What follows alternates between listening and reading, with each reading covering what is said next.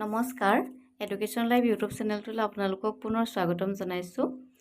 আজি মই আকৌ কেইটামান সাধাৰণ জ্ঞানৰ প্ৰশ্ন উত্তৰ লৈ আহিছোঁ। এই প্ৰশ্ন উত্তৰকেইটা আপোনালোকৰ কাৰণে অতি গুৰুত্বপূৰ্ণ বুলি মই ভাবোঁ। আহকচোন প্ৰথমৰ পৰা শেষৰলৈকে ভিডিঅ'টো আৰম্ভ কৰোঁ। ইয়াত প্ৰথম প্ৰশ্ন উত্তৰটো আছে, অসমত পোনপ্ৰথমে কোনে চাহ খেতি কৰিছিল? ক. কুশল কোঁৱৰ, খ. মণিৰাম দেৱান, গ. লৰ্ড ডেলহাউচি, ঘ. স্বৰ্গদেউ চুকাফা। ইয়াৰ শুদ্ধ উত্তৰটো হৈছে খ. মণিৰাম দেৱান। পিছৰ প্ৰশ্নটো, প্ৰথম অসমীয়া শিশু আলোচনীখনৰ নাম কি? ক. দীনবন্ধু, খ. ল'ৰা বন্ধু, গ. জোনাকী, ঘ. অৰুণোদয়। ইয়াৰ শুদ্ধ উত্তৰটো হৈছে খ. ল'ৰা বন্ধু।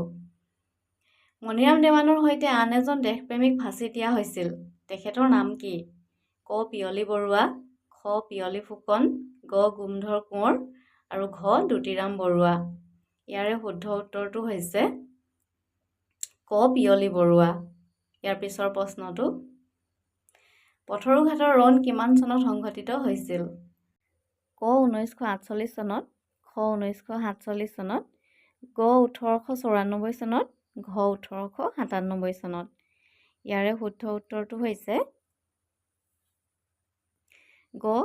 1894 চনত। য়াণ্ডাবু সন্ধি কিমান চনত স্বাক্ষৰিত হৈছিল? ক. 1826 চনৰ 26 ফেব্ৰুৱাৰীত, ঘ. 1726 চনৰ 26 ফেব্ৰুৱাৰীত, গ. 1824 চনৰ 24 ফেব্ৰুৱাৰীত আৰু ঘ. 1826 চনৰ 24 ফেব্ৰুৱাৰীত। ইয়াৰে শুদ্ধ উত্তৰটো হৈছে ঘ. 1826 চনৰ 24 ফেব্ৰুৱাৰীত। য়াণ্ডাবু সন্ধি কাৰ কাৰ মাজত স্বাক্ষৰিত হৈছিল? ক. আহোম আৰু ব্ৰিটিছৰ মাজত, খ. আহোম আৰু মানৰ মাজত, গ. মান আৰু মোগলৰ মাজত, ঘ. মান আৰু ব্ৰিটিছৰ মাজত। ইয়াৰে শুদ্ধ উত্তৰটো হৈছে ঘ. মান আৰু ব্ৰিটিছৰ মাজত। ছাহাৰা মৰুভূমি কোনখন মহাদেশত অন্তৰ্গত? ক. ইউৰোপ, খ. এছিয়া, গ. দক্ষিণ আফ্ৰিকা আৰু ঘ. উত্তৰ আমেৰিকা। ইয়াৰে শুদ্ধ উত্তৰটো হৈছে গ. দক্ষিণ আফ্ৰিকা। পিছৰ প্ৰশ্নটো, আহোমসকলে অসমত কিমান বছৰ ৰাজত্ব কৰিছিল? ক. 600 বছৰ, খ. 500 বছৰ, গ. 700 বছৰ আৰু ঘ. 900 বছৰ। ইয়াৰে শুদ্ধ উত্তৰটো হৈছে ক. 600 বছৰ। ইয়াৰ পিছৰ প্ৰশ্নটো, ভাৰতৰ আটাইতকৈ দীঘল নদীখনৰ নাম কি? ক. যমুনা, ঘ. কৃষ্ণা, গ. গোদাবৰী আৰু ঘ. গংগা।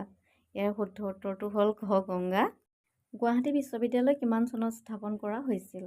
ক. 1991, খ. 1949, গ. 1901 আৰু ঘ. 1948 চনত। শুদ্ধ উত্তৰটো হৈছে ঘ. 1948 চনত। স্বামী বিবেকানন্দ ৰক মেম'ৰিয়েল ক'ত অৱস্থিত? ক. দিল্লী, খ. মুম্বাই, গ. তামিলনাডু আৰু ঘ. গুজৰাট। ইয়াৰে শুদ্ধ উত্তৰটো হৈছে গ. তামিলনাডুত। ইয়াৰ পিছৰ প্ৰশ্নটো মানে শেষৰ প্ৰশ্ন, ভাৰতবৰ্ষৰ শেষৰজন উপ প্ৰধানমন্ত্ৰী কোন আছিল? ক. জৱাহৰলাল নেহৰু, খ. মহাত্মা গান্ধী, গ. ইন্দিৰা গান্ধী আৰু ঘ. লালকৃষ্ণ আদৱানী। ইয়াৰে শুদ্ধ উত্তৰটো হৈছে ঘ. লালকৃষ্ণ আদৱানী।